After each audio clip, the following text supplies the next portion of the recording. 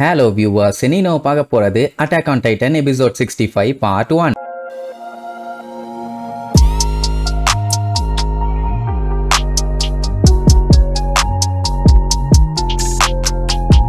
Open பண்ணா அந்த ஃபெஸ்டிவலுக்கு முன்னாடி காட்டுறாங்க அந்த வில்லி பையகிட்ட அவனோட பசங்க எல்லாம் எங்களையும் ஃபெஸ்டிவலுக்கு கூட்டு போங்க அப்படின்னு சொல்லி படாத பாடுபடுத்துவாங்க. ஆனா அவன் முடியாது, நீங்க எல்லாம் நல்ல பசங்க தானே, சோ பேசாம உங்க அக்கா கூட விளையாண்டுகிட்டு சமத்தா இருக்கணும் அப்படின்னு கூட்டு போக மாட்டான்னு சொல்லுவான். அவங்க பொடுசுங்களா இருந்தாலும் பயங்கரமா மிரட்டுவாங்க. அவங்க அக்கா தான் அப்பாவை டிஸ்டர்ப் பண்ண கூடாது, அவரு கண்டிப்பா இன்னொரு நாள் கூட்டு போவாருன்னு அவங்கள முடிஞ்ச அளவுக்கு சமாதானப்படுத்துவான். சரி ரைட்டு அங்க இருந்து கிளம்புவான். போறப்ப அவனோட ஒய்ஃப் கிட்டயும் என்னைய மன்னிச்சிரு, குழந்தைகளை நல்லபடியா பாத்துக்கன்னு சொல்லிட்டு தான் கிளம்பி இருப்பான். அவளுமே பாத்தீங்கன்னா தேம்பி அழுதுட்டு இருப்பான். அப்படின்னா என்ன அர்த்தம், அவனுக்கு ஆல்ரெடி அட்டாக் நடக்க போகுதுன்னு தெரிஞ்சு போச்சு. கமாண்டர் மகத் இதை சொல்லியிருப்பாரா அப்படின்னா, நான் பேசிட்டு இருக்கும் போதே நீ வந்து அட்டாக் பண்ணுவாங்க அப்படின்னு சொல்றீங்களான்னு அதை என்னால ஷுவரா சொல்ல முடியாது. ஏன்னா அந்த சமயத்துல தான் நோபல்ஸுங்க அம்பாசிடர்ஸ்னு எல்லாருமே ஒரே இடத்துல கூடி இருப்பீங்க. சோ அட்டாக் பண்றதுக்கு அதுதான் சரியான தருணம். அதனால கடைசி செகண்ட்ல ஏதாச்சும் பிரச்சனை வந்தா கூட விஐபிஸை காப்பாத்த எல்லாத்தையுமே ரெடி பண்ணி வைக்கணும் அப்படின்னு உடனே வில்லி என்ன ஐடியா கொடுப்பான், சென்டர்ல இருக்கவங்க எல்லாத்தையுமே நார்மல் ஆளுகளை வச்சுட்டு கார்னர் சீட்ல இருக்கவங்கள விஐபிஸா வச்சிருங்கம்மா, ஏன்னா அப்பந்தானே அவங்க டப்புன்னு தப்பிச்சு ஓடுறதுக்கு வசதியா இருக்கும் அப்படின்னு ஒண்ணு. நிஜமாவே அப்படித்தான் சொல்றீங்களா, அப்ப மத்தவங்க எல்லாம் சாவாங்களேன்னு சொல்லி கேட்பான். அதுக்கெல்லாம் ஒன்னும் பண்ண முடியாது, இந்த உலகத்தோட எல்டியன்ஸ் ஒரு நல்ல ரிலேஷன்ஷிப்பை பில்ட் பண்ணி அந்த பாரடைஸ் ஐலாண்டோட மூவ்மெண்ட்டை வாட்ச் பண்ண போறோம். அதாவது தனியா இவங்க நோட் பண்றதுக்கும் அந்த மொத்த வேர்ல்டுமே அவங்கள நோட் பண்றதுக்கும் வித்தியாசம் இருக்குது இல்ல. ஏதாவது ஒரு சைடு பஞ்சாயத்துனா மொத்த உலகமும் கிளம்பி வந்துருமே, ஆனா இப்ப அங்கதான் பஞ்சாயத்து. இவங்க அதெல்லாம் செஞ்சு முடிக்கிறதுக்கு முன்னாடியே எனிமீஸ் எல்லாம் அங்க இருந்து இங்க வந்திருக்காங்கன்னு இப்ப இன்ஃபர்மேஷன் வந்திருக்குது. வந்திருக்கவங்க யாரு என்னன்னு ஒண்ணும் தெரியாது. அப்படி புதுசா யாராச்சும் இங்க வந்திருக்காங்கன்னா டெஃபினட்டா அவங்க மாட்டி இருக்கணும். ஆனா மாட்டல அப்படின்னா என்ன அர்த்தம், இங்க இருக்க சில பேர் அந்த பாரடைஸ் ஐலாண்ட்ல இருக்கவங்களுக்கு ஹெல்ப் பண்ணிட்டு இருக்காங்க. அவங்க யாருன்னு நமக்கு தெரியாது. இவங்களோட மதர்லாண்ட் மார்லேக்கு வெளியில மட்டும் எதிரிங்க இல்ல, உள்ளுக்குள்ளேயுமே சில கருப்பு ஆடுகள் இருக்கிறாங்க. அப்படி அவங்க எல்லாத்தையும் வெளியே துரத்தி ஒண்ணுன்னா அதுக்கு கொளுத்தி விட்டே ஆகணும். அப்படின்னா அவங்க அட்டாக் பண்ண போறதுக்கு இவங்க என்ன பண்ணலாம்னு பிளான் பண்ணி அதை அட்வான்டேஜா யூஸ் பண்ணிக்கணும். இதுதான் வில்லியோட பிளான்.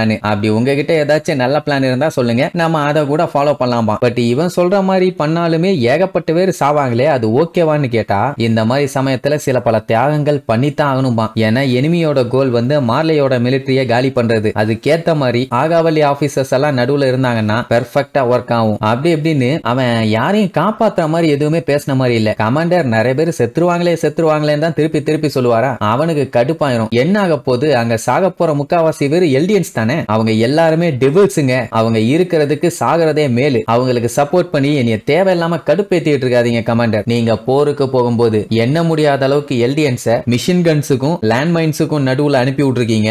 என்ன அவங்க எல்லாத்துக்கும் யூனிஃபார்ம் போட்டு அனுப்பி இருக்கீங்க, இங்க இருக்கவங்க யூனிஃபார்ம் போடாம இருக்காங்க. அவ்வளவுதான் வித்தியாசம். சோ சாகிறவங்க சாகட்டும், எல்லாம் எல்டியன்ஸ் தானே போறாங்க. நீங்க முன்னாடி என்ன பண்ணீங்களோ அதையே திரும்பவும் பண்ணுங்க அப்படின்னு ஒண்ணு. கமாண்டருக்கு என்ன சொல்றதுனே தெரியல. ஆட கொடூர குரங்கிற மாதிரி கூடுவான். என்னன்னா இது வார் இல்ல, எனிமீஸ்க்கு என்ன தேவை, அவங்க கோல் என்ன, எப்படி அட்டாக் பண்ண போறாங்கன்னு இவங்களுக்கு எதுவுமே தெரியாது. ஆனா அட்டாக் நடக்க போகுதுங்கிறது கன்ஃபார்ம். அதுவும் அவ்வளவு கிரௌட்ல தான் எல்லாத்தையும் பண்ண போறானுங்க. சோ மார்லேன்ஸை காப்பாத்த என்ன வேணாலும் பண்ணலாமா. கமாண்டர் தெளிவா சொல்லிடுவாரு. ஆனா ஒண்ணு மட்டும் நான் சொல்றேன், உங்களை உயிரோட காப்பாத்துறது டவுட் தான். ஏன்னா அவன் சொல்ற பிளானை எக்ஸிக்யூட் பண்ணா அவன் உயிரை பணைய வைக்கிற மாதிரி தான். சோ நீங்க சாகறதுக்கு வாய்ப்பு இருக்குதுன்னு சொன்னா நான் அதுக்கு ரெடியா தான் இருக்கேன்பா. இந்த மாதிரி ஒரு ஸ்டேஜ்ல நின்று இந்த சம்பவத்தை அவன் பண்ணா மட்டும்தான் இந்த உலகம் இவங்களை உத்து கவனிக்கும். ஏன்னா இந்த மிலிட்டரி நியூஸ் பேப்பர் அம்பாசிடர்ஸ் எல்லாத்தையுமே ஒரு இடத்துக்கு கொண்டு வர்றது ஒன்னும் சாதாரண விஷயம் இல்ல. அதுவும் எங்க எல்லாருமே வெறுக்கிற எல்டியன்ஸோட இன்டர்மென்ட் ஜோன்ல தான் எல்லாத்தையும் பிக்ஸ் பண்ணிருக்காங்க. இப்போ இவன் அவங்க எல்லாத்துக்கு முன்னாடியுமே செத்தான்னா கண்டிப்பா எல்லாருமே ஒண்ணு கூடிடுவாங்க. அதனால என் ஒரு உயிரை விட்டு இந்த உலகத்தையே ஒண்ணு சேர்த்தி நான் அவங்களை அழிக்க தயாராயிட்டேங்கிற மாதிரி சொல்லுவானா. உடனே கமாண்டர் இருந்துட்டு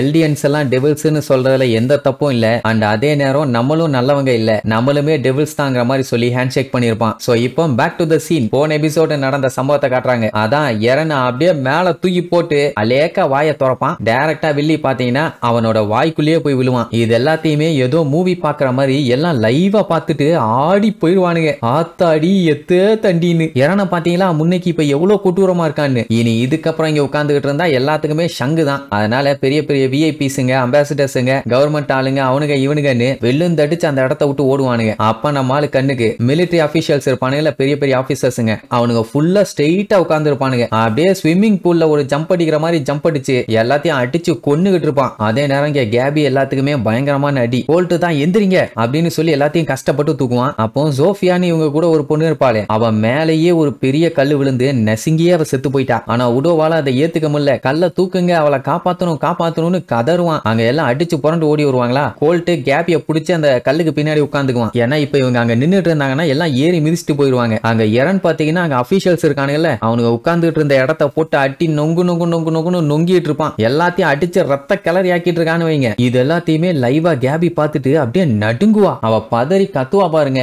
பார்க்கவே பயங்கரமா இருக்கும். சோ இப்படி எல்லாரும் செத்துட்டு இருப்பாங்க. அப்ப அங்க ஒரு பொண்ணை காட்டுறாங்க. இது வேற யாரும் இல்ல, வில்லி டைபர் இருக்கான்ல, அவனோட தங்கச்சி லாரா டைபர். அண்ணா நீ செய்ய வேண்டிய கடமையை சூப்பரா செஞ்சுட்ட அப்படின்னு நம்ம இறனங்க அடிச்சுட்டு இருக்கத பார்த்துட்டு கவலையோட சொல்லிட்டு இருப்பா. சடனா அப்படியே பல மின்னுவா. என்னடான்னு பார்த்தா அவ டைட்டனா மாறுறான். என்னடான்னா இவ தான் ஹேமர் டைட்டன். இப்படி அவ டைட்டனா மாறிட்டு இருக்கத பார்த்த இறன் என்ன பண்ணுவான், மாற விடக்கூடாதுன்னு சொல்லிட்டு மாறிட்டு இருக்கும் போதே ஓங்கி வாயில ஒரு அடி. அதுக்கப்புறமும் விடல, அடி பொங்கு பொங்கு பொங்கு பொங்குன்னு மேல ஏறி உட்கார்ந்துட்டு பொல்லந்து கட்டுவான். மூஞ்செல்லாம் சப்பி பிதுங்கி போயிடும். இத கமாண்டர் மகத் அப்படியே பார்த்துட்டே இருப்பாரா. கூட இருக்கவன் கத்திக்கிட்டு இருப்பான். வார் ஹேமரையே அவன் போட்டு பொழந்துட்டான். இப்ப நம்ம என்ன பண்ணலாம், ஆர்டர் கொடுங்க போட்டு தெளிறோம் அப்படி இப்படின்னு ஆளுக்கு கத்திக்கிட்டு இருப்பாங்க. அவன் என்ன பண்ணுவான், கன்னை வச்சுட்டு அப்படியே சுடுவானா. ஒரு யூஸும் இல்ல, நம்மளால எதுவும் பண்ண முடியாது. ஆனா இந்த சிக்னல் மார்லேயோட கவுண்டர் அட்டாக்காக பரவாயில்ல, எனிமீஸ்ங்க நமக்கு பயங்கரமான என்ட்ரன்ஸை கொடுத்துட்டாங்க. நம்ம இப்ப பார்த்துட்டு இருக்கிறது வேற எந்த டைட்டனும் இல்ல, இதுதான் founding titan and also attack titan. Eren ஜேகரே இங்க வந்திருக்கான உடனே அங்க இருக்கவனுங்க எல்லாம் நடுங்குவானுங்க. ஏன்னா இவனை பிடிக்கிறதுக்கு தான் எல்லாம் பிளான் பண்ணிட்டு இருந்தாங்க. இப்ப அவனே கிளப்பிக்கிட்டு இங்க வந்திருக்கான். நம்ம இனி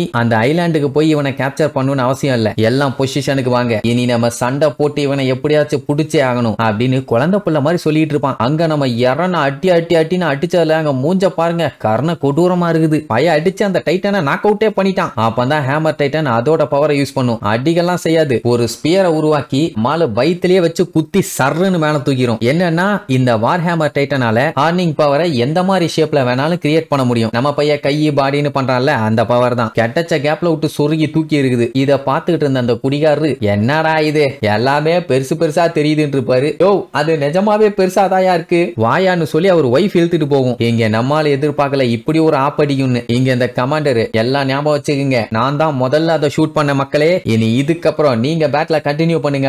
நல்ல கமாண்டர் போங்க. அதே நேரம் இங்க கோல்ட் என்ன பண்ணுவான், உடோ அடிபட்டு கிடப்பான், அவனை தூக்கிட்டு வருவான். அட வேற ஒண்ணும் இல்ல, அந்த கூட்டம் ஓடி வரும்போது கேபியா இவன் ஒரு சைடா புடிச்சு லாக் பண்ணிட்டான் அந்த கல்லுக்கு பின்னாடி. ஆனா உடோ பாத்தீங்கன்னா சோஃபியாவை காப்பாத்துறேன்னு சொல்லி அங்க முக்கிட்டு இருந்தான்ல கல்ல தள்ளிட்டு, அந்த டைம் அவன் மேல ஏறி மிதிச்சு விளையாண்டுட்டு போயிட்டானுங்க. பாவம் ஆளை பார்க்கும் போதே ரொம்ப பரிதாபகரமான நிலைமையில இருப்பான். ஹாஸ்பிட்டல் தூக்கிட்டு போய் எப்படியாச்சும் காப்பாத்தணும்னு ஓடுவாங்க. இப்ப இன்னொரு கவலை என்னன்னா, ஃபால்கோக்கு என்ன ஆச்சுன்னே யாருக்கும் தெரியல. ஃபால்கோ எங்க இருக்கடான்னு அவங்க அண்ணன் கத்திக்கிட்டே ஓடுவான். அதே நேரம் அந்த கிணத்துக்குள்ள விழுந்தாயிலே பீக்கும் போர்க்கவும் அவங்களுக்கு வெளியில இருந்து கட்டமுடான்னு பயங்கரமா சத்தம் கேக்குது. பீக்கு கரெக்டா கெஸ் பண்ணிடுவா, இந்த அளவுக்கு சத்தம் கேக்குதுன்னா கண்டிப்பா வெளியில டைட்டன்ஸை வச்சு சண்டை போயிட்டு இருக்குதுன்னு. என்னமா காமெடி பண்ணிட்டு இருக்கியான்னு கேட்டா, ஆமா நம்மள இங்க ட்ராப் பண்ணி இருக்கும் போதே தெரிய வேண்டாம் அங்க வெளியில ஏதோ பிரச்சனை பண்ண போறாங்கன்னு. சரி இப்ப என்ன பண்ணலாம்னு கேட்டுட்டு இருக்கும்போது திடீர்னு மேல ஒரு கூட்டம் வந்து எட்டி பார்க்கும். வேற யாரும் இல்ல, கார் டைட்டனுக்கு முதுகுல இருந்து கன்ஸ் எல்லாம் ஆபரேட் பண்ணுவானுல்ல அந்த கூட்டம். பீக்கு புடிச்சு திட்டுவா, ஏன்டா லேட்டு பைத்தியக்கார பயலான்னு. போர்க்கோ பார்த்துட்டு ஷாக் ஆயிருவான், எப்படி போர்க்கோ யூனிட் இங்க வந்தாங்கன்னு. இவங்க வந்துகிட்டு இருக்கும் போது அந்த சோல்ஜரை பார்த்து இவளுக்கு கொஞ்சம் டவுட், தேவையில்லாம எங்கேயோ கூட்டு போறான்னு தெரியுது. அதனாலதான் என்ன பண்ணிருப்பா, பேன்சர் யூனிட் ஆளுகிட்ட போய் ஜாலியா நல்லா இருக்கீங்களா அப்படி இப்படின்னு பேசிட்டு இருந்தால, அது நமக்கு பார்க்க அப்படிதான் இருந்திருக்கும். ஆனா அவன் நைஸா காதுகிட்ட போய் அந்த சோல்ஜரை பார்த்தா எனக்கு ஏதோ சந்தேகமா இருக்குது, அவனுக்கு தெரியாம எங்களை ஃபாலோ பண்ணி பின்னாடியே வாங்க, ஏதாச்சும் ஒண்ணுனா எங்களுக்கு ஹெல்ப் பண்ணுங்க அப்படின்னு சொல்லிட்டு போயிருப்பான். அதுக்கப்புறம் என்ன இவங்களை காப்பாத்திட்டு வெளியில என்னென்னலாம் சம்பவம் நடக்குதுன்னு சொல்லுவானுங்க. சரின்ட்டு கார்ட் எங்கன்னு கேப்பா. 15 நிமிஷம் கொடுங்க உடனே ரெடி பண்ணிடுறோம் பானுங்க. 15 கிடையாது 10 நிமிஷம் தான், சீக்கிரம் போங்கன்னு அனுப்பி வச்சுட்டு போர்க்கோ இருந்துட்டு நான் போய் கவனிச்சுக்கிறேன். அப்ப மேல சரக்குன்னு ஏகப்பட்ட பேர் போற சவுண்ட் கேட்கும். பீக்கு அப்படியே ஷாக்கு, ஏன்னா பாரடைஸ் ஐலாண்ட்ல இருந்து வந்திருக்காங்கன்னு இவங்களுக்கு தெரிஞ்சு போச்சு. எல்லாம் நம்மளுக்கு தான் சும்மா ஜொய்யின்னு வருவாங்க. இங்க வார் டைட்டன் பாத்தீங்கன்னா இப்ப கம்ப்ளீட்டா ரெடி ஆயிருச்சு. அது என்ன பண்ணும், நம்ம எரனை இப்ப லாக் பண்ணிருச்சா, கையில ஒரு சுத்தியில வர வச்சு ஓங்கி அவன் மண்டையிலே அடிச்சு மண்டைய பழக பார்க்கும். அதுக்குள்ள பையன் அந்த ஸ்பியரை உடச்சுக்கிட்டு எஸ்கேப் ஆயிருவான். உடனே கீழே ஸ்பைக்ஸ் வர வச்சு காலை கீழே லாக் பண்ணுமா. அந்த டைம் மிலிட்டரி ஆளுங்க எல்லாம் கண்ணா பின்னான்னு பீரங்கி வச்சு சுடுவானுங்க. மாசா வந்தான், பட் இப்ப என்னன்னா கழுத்தை பிளாக் பண்ணிக்கிட்டு அவன் பாட்டுக்கு அங்க நின்னுக்குவான். இன்னைக்கு விடக்கூடாது, எரனை காலி பண்ணும் பானுங்களா. கமாண்டர் மகத்து புடிச்சு திட்டுவான், லூசு பள்ளியலாடா நீங்கன்னு. ஏன்னா பவுண்டிங் டைட்டனை கொன்னுட்டா மறுபடியும் அந்த பவுண்டிங் டைட்டனை தேடி அலையணும், அது பெரிய தலைவலி. அதுக்கு பேசாம அவனை உயிரோட கேப்சர் பண்ணி வார்ஹேமர் டைட்டனை வச்சு சாப்பிட வச்சா பவுண்டிங் டைட்டன் இவங்க கண்ட்ரோலுக்கு வந்துரும். அதுக்கப்புறம் என்ன பஞ்சாயத்து ஓவர். சோ அதுக்காக பிளான் பண்ணிட்டு இருப்பாங்க. இங்க அந்த டைம் வார்ஹேமர் டைட்டன் என்ன பண்ணுனா போகுதுன்னா கையில இருந்த சுத்தியில வச்சு நம்மால தலையில ஒரே போடு, அவ்வளவுதான், தலை தொங்கிரும், எரன் வெளியில வந்துருவான். நீ தான் எரனா அப்படின்ட்டு எல்லாம் மாறி மாறி டெரரா லுக் விடுவாங்க. அவ்வளவுதான், அடுத்த அடி வார்ஹேமர் அந்த சுத்தியில வச்சு அடிச்சதுன்னா நம்ம எரன் அப்படியே பீசு பீசா தெரிச்சிருவான். அது அவனை பார்த்துட்டு, என்ன எரனு, உனக்கு ஏதாச்சும் கடைசி ஆசை இருக்குதா சொல்லுன்னு சொல்லிட்டு அட்டாக் பண்ண ரெடியாவும். அங்க எல்லாருமே ஆர்வமா பார்த்துட்டு இருப்பாங்க, என்ன ஆகுமோ ஏதாகுமோன்னு. ஆனா எரனோட மூஞ்சில பாத்தீங்கன்னா ஒரு சின்ன பதட்டம் கூட இல்ல. கேஷுவலா மிகாசா இப்ப ஆரம்பிப்பான். சட்டனா பின்னாடி வந்து அந்த ராக்கெட் லான்ச்சர் மாதிரி ஒண்ணு வச்சு அடிப்பாங்களே, இதுக்கு முன்னாடி ஒன்னே ஒண்ணுதான் கையில வச்சிருப்பாங்க. ஆனா இந்த டைம் பாத்தீங்கன்னா 8 வச்சிருக்காங்க. இந்த கையில 4, அந்த கையில 4ன்னு. அந்த 8யுமே கழுத்துல வச்சு அடிப்பா. வார்ஹேமர் தலைய தொங்க போட்டுரும். மிகாசாவா கொக்கா. இத பார்த்துட்டு மிலிட்டரி சோல்ஜர்ஸ் எல்லாம் பயங்கர ஷாக்ல இருப்பாங்க. அப்பதான் மிச்சம் இருக்கவங்க வருவாங்க. வந்து அந்த மிலிட்டரி ஆளுங்க எல்லாத்தையும் காலி பண்ணுவாங்க. என்ன, இதுக்கு முன்னாடி நம்ம ஆளுங்க கத்திய வச்சு அட்டாக் பண்ணிட்டு இருந்தாங்க. இப்போ கியர்சன் நல்லா பயங்கரமா அப்கிரேட் பண்ணி எல்லாத்தையுமே கன்னு பாமா மாத்திட்டானுங்க. இங்க பாத்தீங்கன்னா அந்த வார் டைட்டன் அப்படியே கவுந்துரும். அப்ப பாத்தீங்கன்னா மிகாசா மாசா வந்து போஸ்ட் கொடுப்பாளா, பரவாயில்லையே வந்துட்டியாமா. அவ பாத்தீங்கன்னா இறனு வா வீட்டுக்கு போவோம்பா, அங்க ஏதோ பஞ்சாயத்து நடந்திருக்கு போல. சரி, இனி இதுக்கப்புறம் இந்த சண்டையில எரன் மாட்ட போறானா இல்லையா, சண்டை எப்படியெல்லாம் பெருசாக போகுதுன்னு அடுத்தடுத்த எபிசோட்ல பார்க்கலாம்.